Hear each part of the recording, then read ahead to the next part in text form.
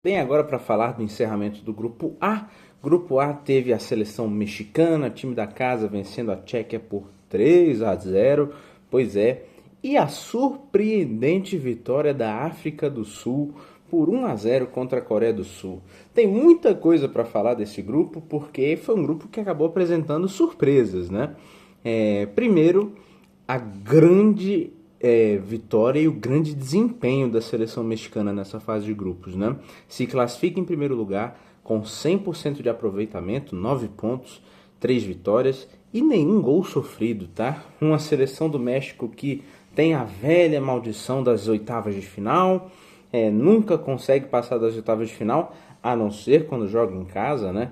As melhores campanhas da história do México foram em 1986, quando joga as quartas de final, e em 1970, naquela edição também só passava da fase de grupo, chegava-se nas quartas de final, mas chegou, né? E de 1998 até 2018, o México joga oitavas de final e é eliminado sempre com a geração boa, com a geração mais ou menos, com a geração ruim, sempre nesse caso. No ano passado, em 2022, no caso, quebrou essa sequência, ficando eliminado da fase de grupos, né? Então foi para o pior cenário. Agora não, um time que criou uma solidez, que criou uma casca, é um time que se fortalece muito com a sua torcida. Hoje ainda teve a homenagem ao Memo Ochoa, o Guilherme Ochoa, goleiro histórico dessa seleção, que hoje chega à sua sexta Copa do Mundo jogando, né? Não entra em campo em 2006, mas tem aí mais uma Copa do Mundo no currículo, um cara muito grande que todo brasileiro conhece, porque ele o time do Brasil em 2014, né? Naquele 0-0 contra a seleção brasileira. Então o time do México muito conectado com a sua torcida e que com essa vitória, né, 9 pontos, algo que o México jamais fez na história da Copa do Mundo, né, sempre consegue se classificar que seja com um empate, mas nunca com os 9 pontos cheios. O México vai jogar as duas próximas partidas em casa.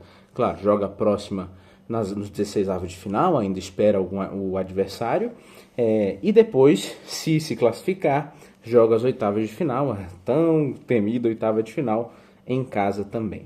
Então, muito importante para o México. Um México que hoje não precisou nem colocar o time 100% titular, descansou os Jiménez, por exemplo, descansou o Fidalgo, descansou os laterais, enfim, foi um time misto que inclusive que nos deu a oportunidade de ver o jogador mais jovem dessa Copa do Mundo, o Gilberto Moura, o cara que foi quem deu o ritmo do jogo, mais incisivo, o cara que tem uma visão diferente, um passe diferenciado, deixou os dois primeiros gols do México na cara, foi o cara que armou esse jogo para mim, o melhor em campo, apesar de não ter feito gol, né? O segundo gol foi do Julián Quiñones, e o primeiro gol foi do Matheus Chaves, né, lateral, que também um colosso chegando na área.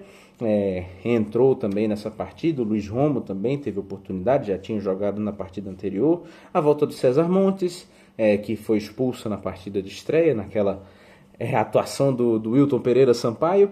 Então, uma partida muito especial para a seleção mexicana, que consegue esse resultado muito importante, histórico. Vai esperar agora um terceiro colocado. Por outro lado, uma campanha muito decepcionante da seleção tcheca, né? Que hoje, surpreendentemente, perdeu na sua grande força. Perdia muitos duelos aéreos, perdia muitos duelos do corpo a corpo, ainda se apanhando muito. Um time pobre, muito pobre na armação. A gente já tinha percebido isso, que é um time que se depende muito da bola parada e das jogadas de contra-ataque com força, né? Daquele meio-campo muito combativo que tem, e ainda assim se livrou desse meio-campo, né? Hoje, por exemplo, e nos dois outros jogos, não teve o Souček, que entrou depois no segundo tempo e sofreu uma lesão bem feia, né? Ele pisa tentando tirar uma bola do Ochoa e acaba torcendo o joelho, muito feio, tomara que se recupere prontamente. Mas um time paupérrimo, a seleção tcheca, que não tem um jogador, um armador de qualidade, alguém que tem um passe refinado, que poderia ser o Souček, que é um cara mais forte, mas que também já passou dos seus melhores dias. O Halochek não se provou esse jogador. O Chic fez uma Copa bastante decepcionante. E até mesmo o sistema defensivo. Hoje tomou mais gols porque o jogo pediu um desespero a mais, né? A Tchequia tentou se colocar no campo de ataque sem ter a qualidade para isso. Schulk foi um cara que tentou segurar um pouco mais essa bola, só que não tem essa qualidade, né? Tenta avançar e perde a bola rapidamente várias vezes. Doldera também, que entrou hoje, mal. E acabou nesse desespero abrindo muito espaço para a seleção mexicana. Então a gente já viu essa Tchequia devendo muito contra a Coreia do Sul, mas a gente pensou, não é o primeiro jogo, tem o nervosismo. Ainda assim a Tchequia começou vencendo, mostrou algumas qualidades nesse jogo físico. Depois contra a África do Sul foi melhor do que a Tchequia naquela partida. Mereceria vencer o jogo. Já tinha sido uma melhora significativa do jogo muito ruim da África do Sul na estreia. E hoje é uma Tchequia ainda pior, ainda mais sem ideias, ainda mais pobre na sua construção ofensiva, pesadamente dependendo dos seus pesados jogadores.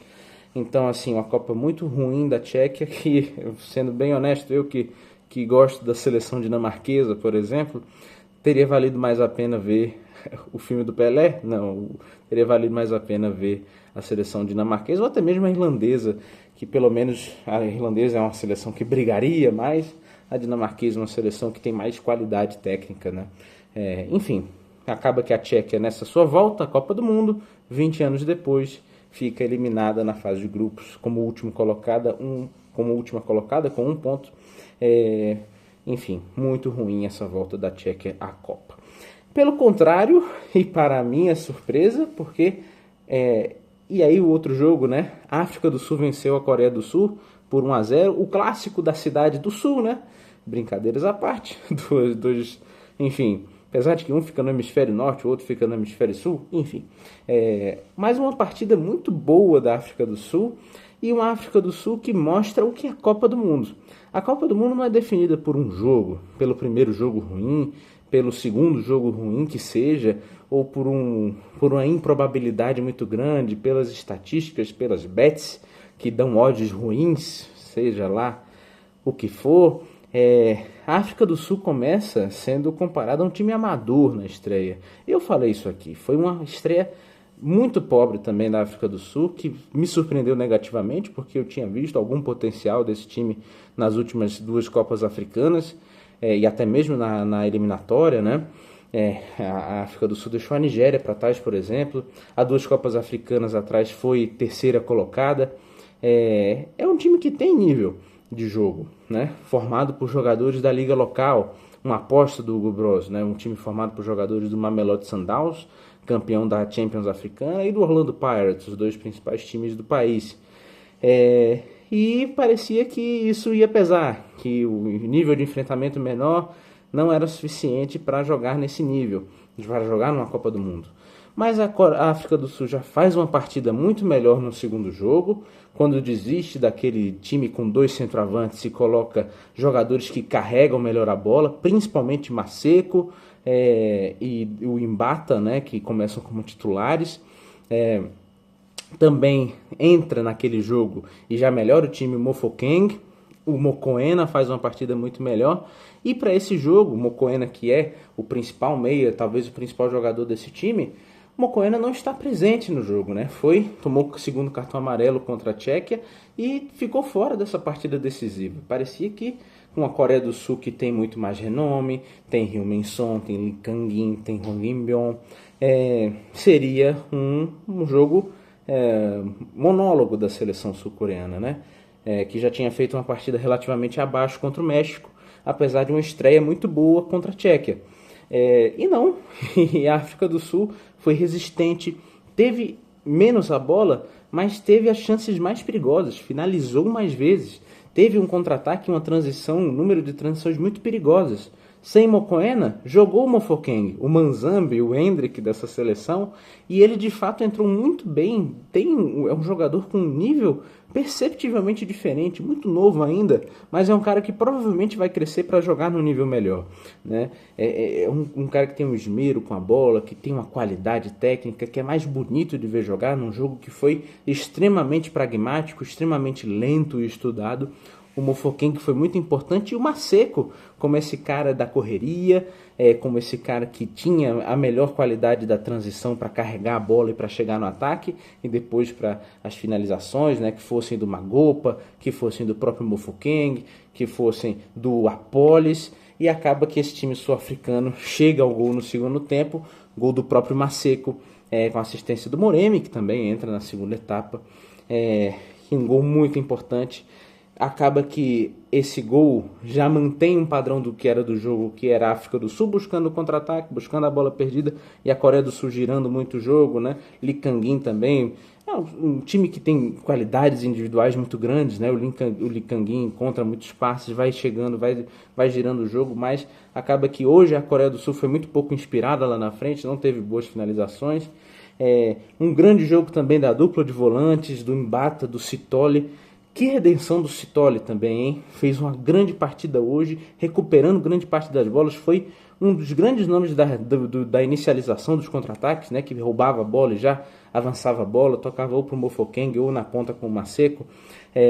O Sithole foi expulso, né? Foi o primeiro jogador expulso dessa Copa do Mundo, uma expulsão boba na primeira partida contra o México. Volta hoje, faz um jogo muito grande, e acaba que nessa África do Sul se segura e consegue, pela primeira vez em sua história, pela primeira vez nas suas 4 participações em Copa do Mundo, uma classificação para o mata-mata. Então, mais uma seleção classificada de forma inédita, no improvável, no heroísmo. A Coreia do Sul, que decepciona, né? Se a África do Sul cresceu de nível, a Coreia do Sul caiu de nível nesses 3 jogos, e agora torce aí, espera para estar entre as 8 melhores terceiras colocadas. Não é certeza, tá? A Coreia do Sul tem 3 pontos, perdeu 2 jogos e venceu 1, e tem saldo de gol -1. Com -1 há um risco real da Coreia do Sul não ficar entre os 8 melhores, né? Então há essa possibilidade, vamos ver, vai ter que esperar as próximas partidas. A África do Sul, pelo contrário, já tem a segurança de que estará na próxima fase e já sabe o seu adversário. Primeira partida definida do mata-mata, teremos um África do Sul e Canadá. Pois é, um confronto muito improvável, um confronto de 2 seleções muito pouco tradicionais, né, no futebol. Poderia ser facilmente um jogo de rugby, mas não, vai ser um jogo na Copa do Mundo. Pela primeira vez esse confronto, e pela primeira vez as 2 seleções jogando mata-mata já sabem que uma das 2 vai jogar pela primeira vez, mais uma vez falando isso, uma 1/8 de final, né? Então, muito bonita, muito legal a história da África do Sul se classificando para a fase de mata-mata. É isso aí, pessoal, até a próxima.